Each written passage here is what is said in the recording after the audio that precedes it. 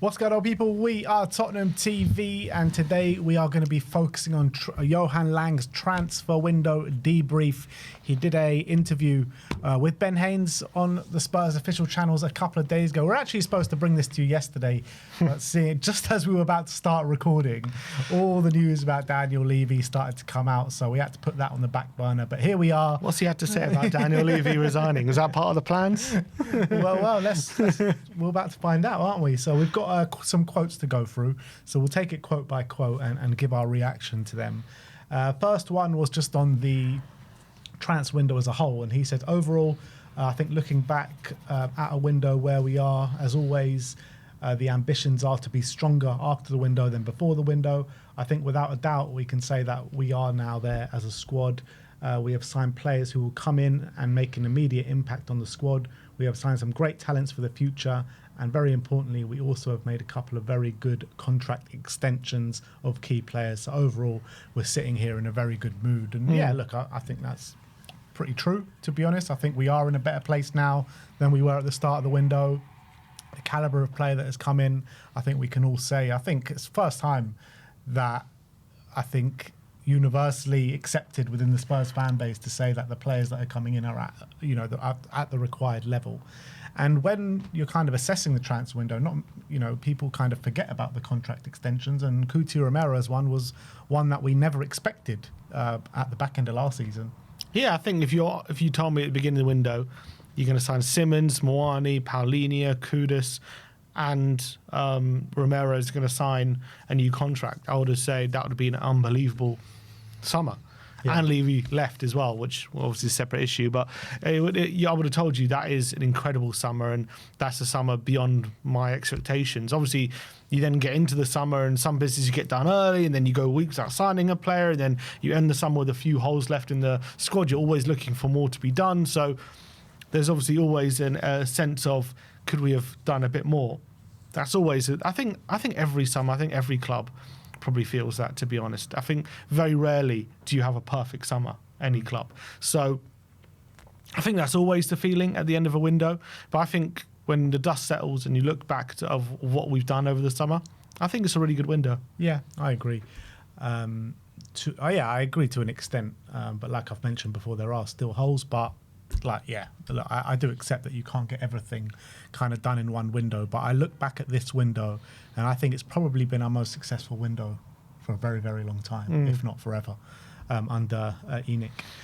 He carries on talking about the window, and he says, all in all, we looked at the squad in this window, and it was very important that we signed a number of players who can come in with a big experience from either the Premier League or the top 5 leagues, also with European experience. The intention with those signings, they come in and they're already seen for a couple of players. And now, of course, with Xavi Simons, Kolo Muani arriving as well, with qualities from the first day and also a big experience that will hopefully benefit and be a positive for the team performance. And yeah, that's exactly what we've done. I don't remember the last time we've brought this amount of experience and players at the top of their game as well. Yeah, and I think last season the big problem was when we had all these injuries, we're relying on players who have very little experience at these top levels, very little game time. So they're learning on the job just to how to be able to perform at this kind of level. Yeah. And they're also having to shoulder a lot of the burden of playing every 3 days, playing in this high-intensity system as well. It was just a mishmash of problems. And I think if we would have had more experienced players at that time, filling in and taking that burden, I think things could have been very different. So I think we realised a problem there of too reliant on players who were just too inexperienced, and I think we've gone a way to resolving that issue. Yeah, and when he's talking about bringing in players of experience, obviously for that number 10 position, it was quite evident we were going for Morgan Gibbs-White, then Eberechi Eze, ended up landing on Xavi Simons, and Xavi is actually the youngest of the three, but you would say he probably has the most experience, particularly in Europe out of the three. I mean, Morgan Gibbs-White and Eberechi Eze have never played in European competition. It's true, indicative that way. Obviously, he's also been a player like Eze, kind of hit his notoriety a bit later on in his career, like 23, 24. Gibbs-White as well. I mean, I remember him breaking into the team when he was younger at Wolves, but it's only really in the last couple of years he's become this player who everyone sees as one of the leading midfielders in the Premier League, whereas Simons has been dealing with that pressure for a very long time, ever since he was a teenager. So I think this pressure and this experience from him, of what he's gone through, and he's played Champions League football and all that kind of stuff, is going to stand him in good stead. Yeah. And talking of the challenges in the summer window, and he says when you go through a transfer period of a few months, for a lot of clubs and also for ours, there were bumps along the way. There's no doubt about that. It's not so much if there are bumps along the way, because inevitably that will happen. It's how you react to those situations you are facing. In some aspects here, players that we might like to sign earlier in the window were not available. They were available later in the window. And when we look back and the window closed, I think the outcome has been fantastic for us. Obviously, he's talking about Xavi Simons there. Maybe Moani as well. Yeah, potentially Moani as well, because, he was all set to join Juventus for pretty much the whole window. So, yeah, probably both those two, to be fair. But, the bumps in the road he's talking about, Morgan Gibbs-White, Eberechi Eze. And in my opinion, I think with Maddison injured now, I think we've landed on the right man. I agree, and I think he's actually, in terms of what we need in a number 10, I think he's the one with the best profile of what we're missing, highest potential as well, highest upside, and I think he's the most exciting one out of the three, in my opinion. I know Eze maybe comes in straight away and maybe hits the ground running potentially. Gibbs-White maybe adds a bit more physicality to that role, which other number 10s don't. But I think when it comes to the technical ability, what we need in number 10 in terms of the squad, because we need someone who's a very good passer, vision. I think Simons is the guy. And this is what I was saying when we got him. And the reason I give massive credit is because Gibbs-White fell through, Eze fell through. Those are two very big deals. And I think in windows gone past, we probably would have left it to deadline day to try and get those players, and they would have fallen flat. With Bruno Fernandes and Dybala, we left it to late in the window. And then when those deals fell through, obviously left no time to go with anyone else. Or in other windows, I remember we went for Mane, ended up with Sissoko, and the second option or the third option was not up to scratch, and we ended up going for lesser options. So the fact that we had the disappointment with Gibbs-White, we had the disappointment with Eze, but we didn't rest on our laurels, and we still went for a really high-class option. And basically it was clear, whoever we were going for, we wanted someone extremely high quality, in that we weren't going to settle for lesser quality. And I commend the recruitment or whoever was in charge of that, because in windows gone by, that's been our downfall. Yeah. Miss out on a big target and we go for someone a lot cheaper wages and all that kind of stuff. But this time we've kept our standards and gone for someone of high quality, and we got them over the line. So credit to them. Yeah, it's interesting, isn't it? Because there's only a very few times that Spurs have fell upwards after a transfer has fallen through. Obviously, the big one is Son after Berahino. We definitely fell upwards there. And this one is another case of it, in my opinion. I know Eberechi and Morgan Gibbs-White are very high standard, and I would have been very happy to see them at the club. But like you mentioned before, it's all about having that standard, but also in terms of how they fit in the team and the profile and stylistically how they're going to fit in this side. And I think definitely Xavi Simons fits this team better than Eberechi Eze. And look, I said after we did that video when Eze fell through, I said, go get Simons. That's one of the only ways you could save this window, and they did it. So how can I complain? He's talking about as well the timeline of the signings, and he says, I think in theory, every club in the world would like to do all their business very early. We knew this summer would be a little bit special for us, because when Thomas and his staff arrived, and you can say around June, then it's not like we have a lot of time to plan this window together in February and March, which you normally do it. It was also very important for all of us that Thomas had the chance to come in and get to know the players, train with them. So we knew this summer that we'll be doing some of the business a little bit later because of Thomas's arrival, and that's quite natural. And that's something as well that I think we even discussed when Thomas came in. I think you said it, saying that he needs to come in and he needs to feel what the players are like. He needs to know who he wants, who he doesn't want. And, it's been quite evident, let's say Bissouma, for example, we were convinced that he was going to leave at the back end of last season, and then he's the one that's kind of fallen by the wayside. But opposite to that is Richarlison. We were kind of convinced that Richarlison was going to leave at the back end of the season, but, he's one of Frank's trusted guys now. So it's important that they come in and really know what they're dealing with. Yeah, I mean, there was one of the reasons why I wanted to keep Ange because obviously Ange would have done the planning, and we could have gone into this summer a bit more ready, right, in terms of what we need, who needs to go, who needs to stay, and all that kind of stuff. Look, we took the decision to sack him and whatnot, but I think what people have to accept with that decision is everything gets pushed back, and that's what I was saying. This is the argument I was making. You're going to have to make signings a bit later because Frank has to take a look at the squad.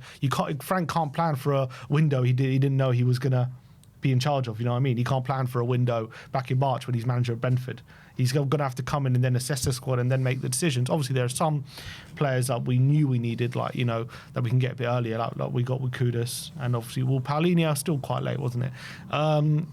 So there's some decision you can make a bit early, but I think majority of decisions have to be made once Frank has taken stock of everything. So that's why everything came later. And look, the club decided it was worth changing manager and delaying all that. And that, look, is what it is. And I'm happy with the window who made that decision, but we just have to be comfortable with the fact that changing manager meant all of that. And that was the argument I was making, and it seemed like Lange is making that argument there. He's also talking about his communication with Thomas Frank and how that kind of works. And he says, when we had the process of appointing Thomas, obviously one of the key things that we were discussing was our squad. Were we on the same page? We've said a number of times that to have a high quality squad here, and Thomas completely agrees with us. Then we of course go, okay, if we had the opportunity to sign players in different positions, which position, which kind of profile of the players? Of course, in this window, very unfortunately, James Maddison suffered a significant injury. Of course, we'll see Madders again, hopefully as soon as possible.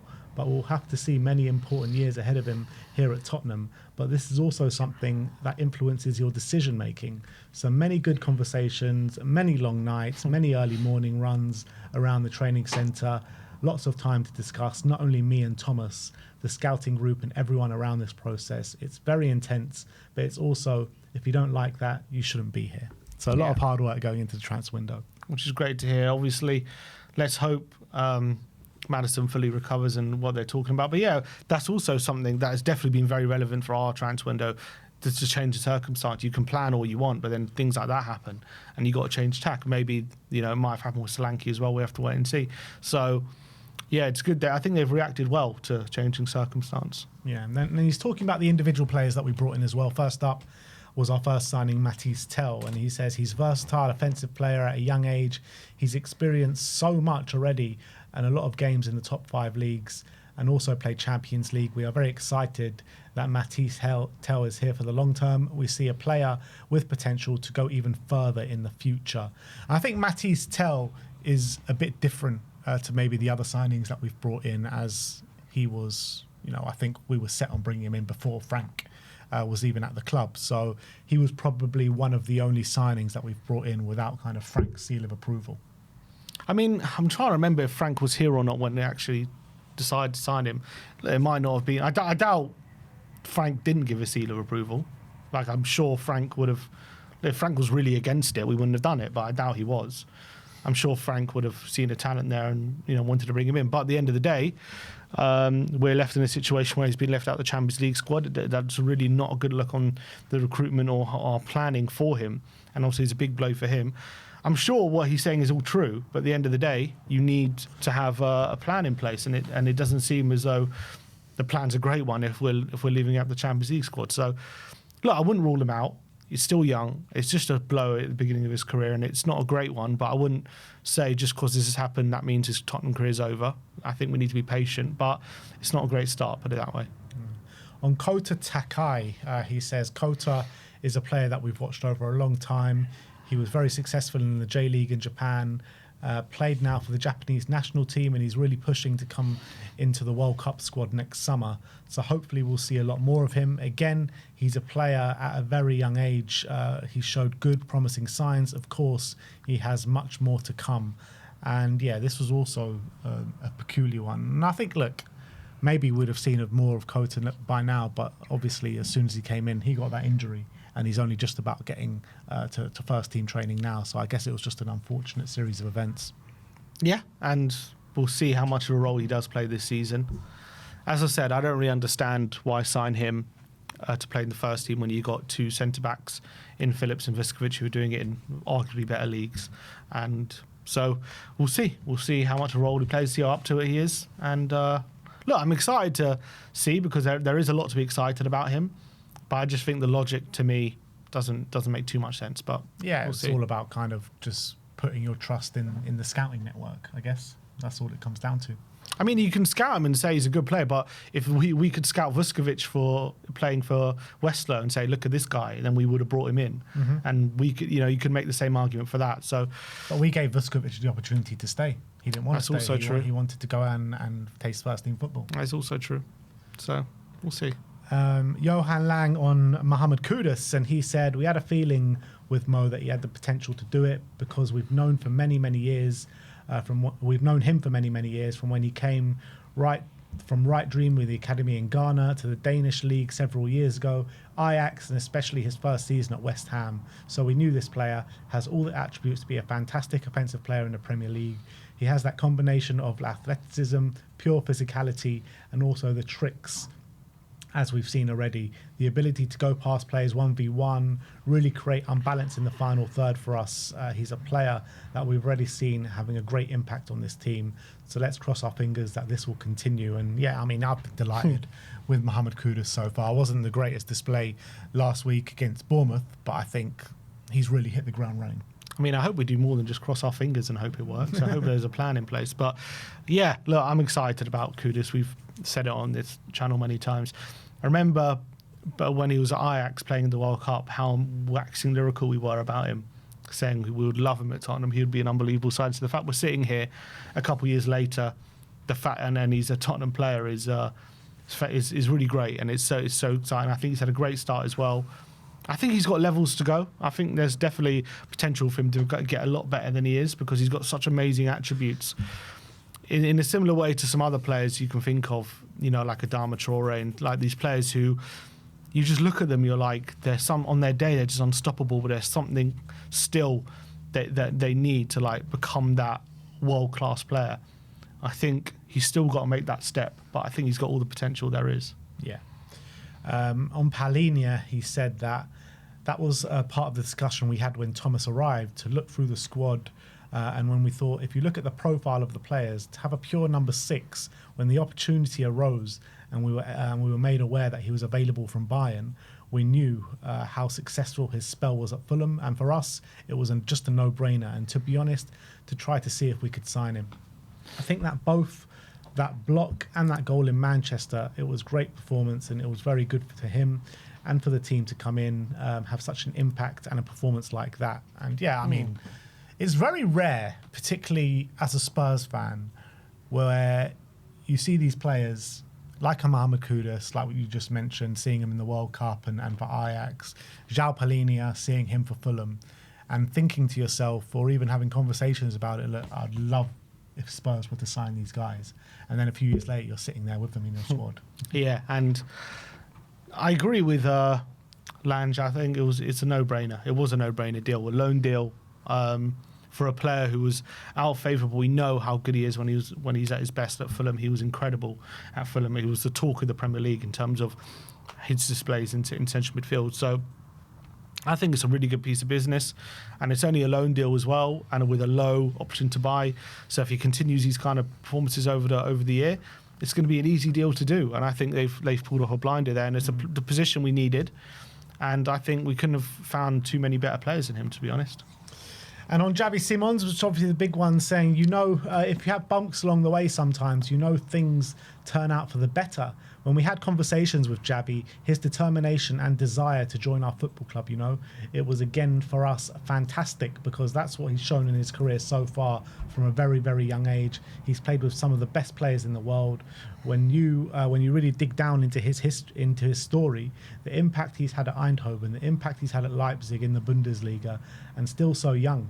So, when you've performed at this level, at this age, to bring him to our football club, to bring him into the Premier League, to bring him into a club which has a rich history of producing and seeing players with creativity and with flair, I'm confident that will be a great addition to the team, and hopefully see a lot of fantastic moments for the fans and for us all. The important thing is when you sit with him and you talk about the project and you see his eyes, his desire to be the best version of himself. When you speak about the references from teammates and coaches from different clubs, they just echo that too. This is a very serious athlete who first and foremost wants to come in, train well, wants to maximize his potential. The most important thing, getting to know him has been a pleasure, and we're looking forward to seeing the determination on a day-to-day basis. That is what really matters. And that's big words. Those are great words. And this is what I've been saying about him in terms of the great head he's got on his shoulders. Like, I think he comes with a reputation, but this is a guy who's determined to develop in the best way, and his career choices have, I think, said that to me. And it's really great to hear Lange say that and kind of confirm what I've been thinking about Xavi Simons and the kind of guy he is. And I agree with Lange. I think we missed out on Gibbs-White and Eze, but I think it's been a blessing in disguise. Yeah, I agree with that. And he's the one. I mean, look, I'm excited to see all of them, to be honest, but he's the one that's given me the most excitement. I think he's going to come in. I think he's going to hit the ground running, and he's going to be so important to the team. Something that we desperately need off the back of the Maddison and obviously Decky injuries as well. And on Randall Kolo Muani, he says, I think with Randall, first of all, I'm so pleased we managed to get it over the line. Credit to everybody at the club to act quickly when the opportunity of a player of that level arises. Randall is versatile, attacking player, so he can play across the front line. It gives Thomas and the staff so many options across the front line, where most of our players can play in more than one position. And again, with Randall coming in, a player that we followed for a long time, very successful at Eintracht Frankfurt, team of a couple of years ago, and he's made his move to Paris. And then in the last 6 months, he played with success at Juventus. Played in the Club World Cup, played in the Champions League, played for big clubs. So we are very, very pleased and excited that he's here, and he'll be a great addition to the squad for this season. And you know, it's been no secret that this is not the first time that we've tried to sign him. We tried to sign him last January. It didn't happen for one reason or another. And he went to Juventus, had a good time there, and we finally got our man. Yeah, and I think it's the kind of guy we needed right at the end of the window as well, because of the potential problems we do have with Solanke and other players. I think he's a player who's very good, a versatile option, but I think when it comes to a last-minute deal, can't have asked for much better than Moani, to be honest, and under the circumstances. So I think that's great. Gives us a lot of options. And I also, credit them for getting it over the line so quickly, because it looked like we were, rumours about us inquiring about Mateta, still going in for Wissa. Again, if you ask me, would Moani be one of the choices there? 100%. I think it's a great option. Yeah. And he's talking about players going out on loan and finding the right clubs for them, which I think Spurs have struggled with in the past. And he says, first of all, Andy Scolding is doing a great job heading up the loans department. The loan system is a natural pathway to come into our team. And what is pleasing me and specific about the window here is that if we look at a number of the players going out on loan at a higher level, so we have Luka Vuskovic hopefully playing regularly in the Bundesliga, another top 5 league. We've got Mikey Moore starting in the Old Firm up in Scotland on the weekend. We have several players playing in the Championship, which you can say compares to other European leagues. Still a very important league. So if we compare this to years ago, we can see the quality of the young players coming through now. It's increasingly becoming better. And for us, the ambition is to bring them into our first team. It's a combination of several things. First of all, it's the football analysis from here. How do we predict the game time for the players in the upcoming season? And then we look at multiple things. We look at style of play. We look at strength of the league. We look at the coach. He has had a career of giving young players a chance to... Has he had a career of giving young players a chance to play? We identify the squad of the clubs they're going to go to. So it's a lot of factors. And then we have in-depth conversation with the club as well. So, for instance, when we send Luka to Hamburg, it's because we really feel their desire to have Luka and a clear plan for his development. And I do think that's something where Spurs have fallen down or fallen short with over the last number of years. How many times have we sat here, been really excited to see a player go out on loan and seeing what they do, and they just don't get enough game time, or it's the wrong stylistic fit, or it's just been a horrible loan from the offset. And last year, I think the loan system definitely worked for us with certain players, and hopefully this year will be the same. Yeah, I think it's a difficult thing to get right, because when you send the player out on loan, they're then at that point beholden to different circumstances, and the manager can get sacked. Maybe a player emerges from somewhere else, which takes his spot. There's all different circumstances that can happen in a loan, but it seems as though They're doing everything they can to make sure they're going to the right places. And you look at where we're sending players out on loan, and I think they're all at pretty decent spots at the moment. So let's hope it all works out. Yeah, absolutely. You even look at someone like Will Lancashire. I think the loan system didn't do him the world of good last year, but he's gone to Oxford now and he started the season really well. Johan Lang on Cuti Romero being named Spurs captain and signing a contract. And he says, I think that in a team you need multiple leaders. And when you saw us playing last year, you saw the Europa League campaign, everybody could see Cuti is a leader by example on the pitch. Such a strong personality. He's played the biggest games in the world and he's a really strong leader as well and a natural captain after Sonny. In my opinion, a team needs more than one leader. We need a lot of people to take responsibility, which they are. For me, it's a very well-deserved. Cuti got the captain's armband, and we're looking forward to growing even more. We're looking forward to him growing even more in that role this season in the years to come. Sometimes I think you need to take a step back, and sometimes contract extensions should be celebrated just as much, because when you are extending a player's contract, that means the transfer has been successful or that the youth development has been successful. And both with Cuti and with Jed, two very different pathways to extend the contracts over the summer.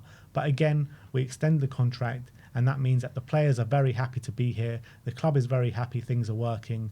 It's very important to take those moments as well to celebrate and make them very important. So, yeah, look, this is Jed's as well, second contract in the space of a year. Cuti Romero, like I mentioned before, like nobody saw that contract extension coming. Everyone thought he was a dead cert to go to Atletico Madrid. That didn't happen for one reason or another. A lot has happened in the background of the club, and Cuti Romero has obviously been quite vocal in talking about that kind of situation if the club isn't going in the right direction. And I think he clearly feels that the club are going in the right direction now, and he feels that more responsibility whilst being captain as well. So he signed on the dotted line, and he's here for the foreseeable. Yeah, and even if he wasn't going to leave this summer, it felt as though he would definitely be leaving at some point, whether it be in a year or 2 years. He wasn't going to sign a contract because he just felt, he's made a few public statements or a few public comments about the lack of direction of the club and being frustrated with the fact that we don't invest as heavily as other teams and we're not built to compete. But he's also said, this beautiful club has everything in place to compete. And he said the same people are in charge and the same thing's happening. So it was interesting that he did sign. Obviously, now we know Levy's left, and I doubt he knew beforehand what he said that was happening. But I do find it very interesting that he has signed and all these things have happened. So I think I agree with Johan again. I think it's time to celebrate that and be very happy, because when Romero is playing well and he's on his game, we know he's one of the best centre-backs in the Premier League. He's shown it on the world stage. He can be one of the leading centre-backs there as well. So the fact he's committed his future here is amazing. If him and Van der Ven can stay fit, we know that part. I think our record with them two together is still really strong. So we know when them two are together, we got a good chance of being successful. So I'm delighted Romero's here, and I think it's just as good as a signing. And he's talking about Sonny leaving Spurs this summer as well, which was, a very emotional time for all of us. And he says, I think first and foremost, I was so happy for Sonny because he's been here, a club legend, and I think he got a well-deserved hero's farewell. To see him playing his final game in his home country for us, and the way that everybody celebrated him was fantastic. You are without emotions if you didn't get a little bit emotional yourself.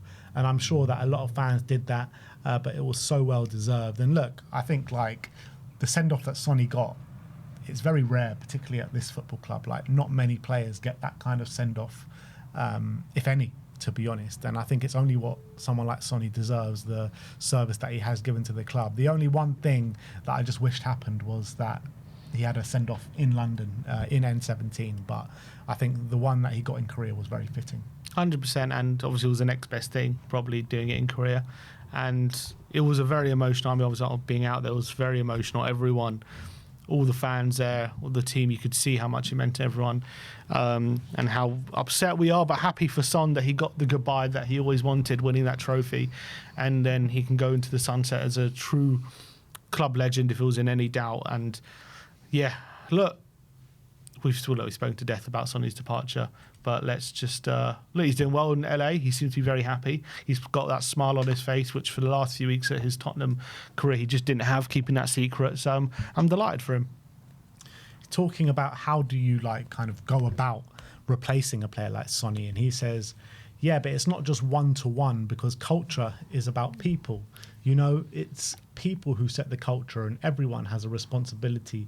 Everybody in the club contributes to the club being successful, players on the pitch and all of us off the pitch as well.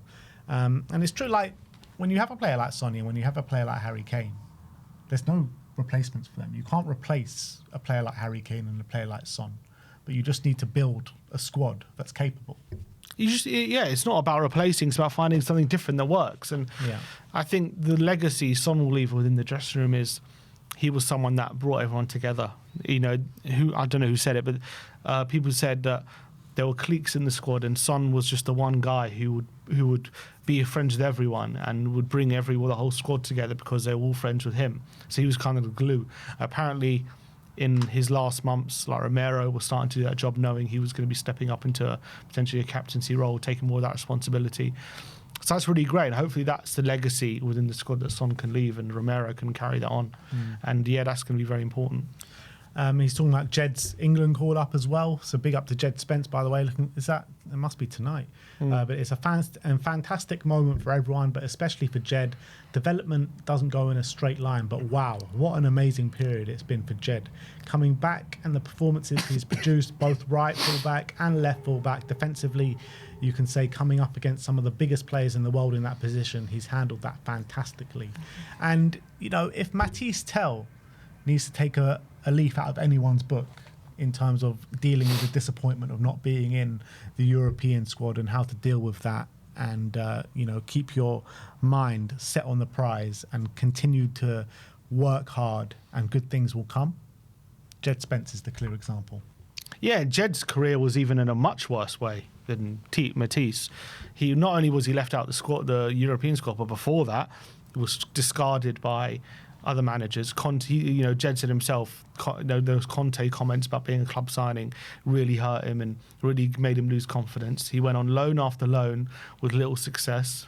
He had a release clause of 6 million or something, or an option to sell for 6 million, which Tottenham were more than happy to go ahead with.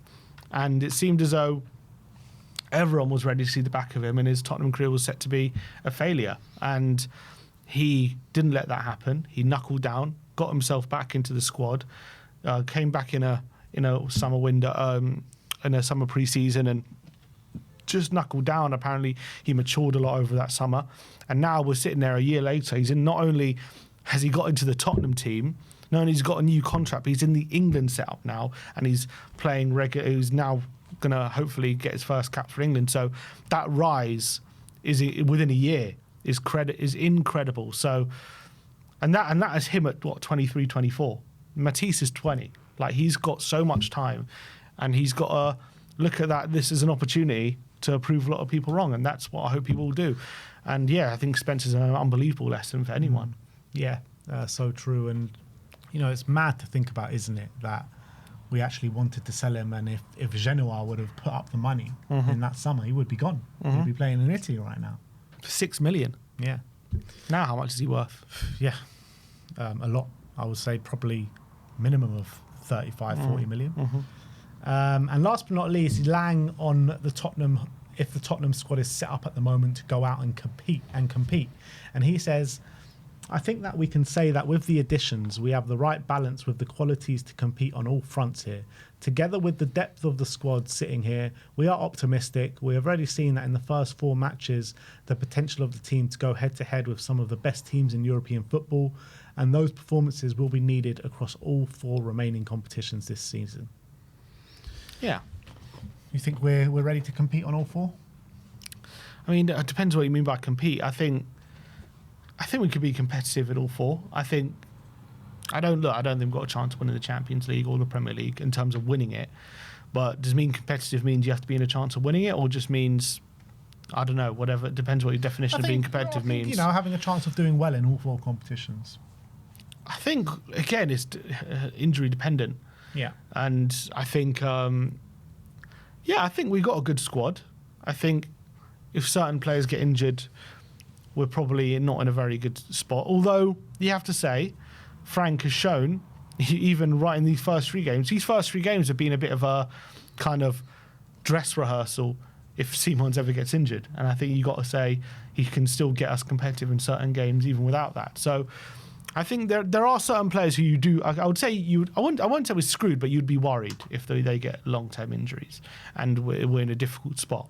So I think they're definitely worries. But Frank has shown he's adaptable and he's a type manager who can get a team together with the tools available to make them competitive, albeit the Bournemouth performance was a bit of a red flag. But I think in terms of the squad and the manager, I think you can be hopeful. I can't sit here and say every competition we're going to do well in, for sure.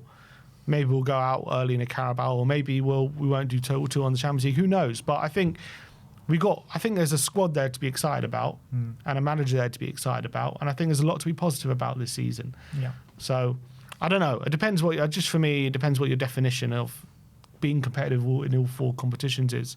Because they say they want that, but if we go out in the route in the Doncaster and in the Carabao, they're not going to care about that, are they? They're not going to sit here at the end of the season and say we weren't competitive all 4 competitions because we went out in the round 3 if we do well in the others. So it depends what they really want. I think what they're really saying is we want to do well in the league. That's what they're saying, I think. Because if we go out in FA Cup and League Cup, they don't really care, let's be honest. They say they do, but they don't. Well, I guess Levy's gone now, so maybe that's changed, but I don't think they do. Vivian cares. Yeah, I mean, his job's not going to be on the line if we go out early in those cups, is it? No. So they say they want to be competitive in all 4 competitions, but they don't really care about 2 of them. Yeah, but if you go out and win one of them, then that is a massive In fact, if we can go out early in Champions League, FA Cup, and Carabao, as long as we do well in the league, I don't think they care.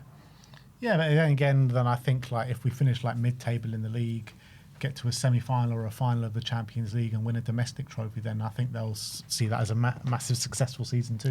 Yeah, they'll see it favourably, but my point is, okay, in that case as well, is that being competitive in all 4 competitions if we finish mid-table in the league? No. So my point is that they say they want to be competitive in all 4 competitions, but do they really? I don't know. I think they do. Yeah, 100%. They do really want to be competitive in all 4. But does it mean that Frank's job is going to be on the line this season in his first season for not being competitive across all 4? I don't think it will be. Depends what he's judged on. I don't know what his remit is, but look, I think we've got a good squad. I'm excited about our squad. Yeah. All right, well, that is Lange's transfer window debrief. Let us know your thoughts in the comments section below. But thank you, everyone, for joining us today. Like, subscribe, and comment. And as always, come on, you Spurs.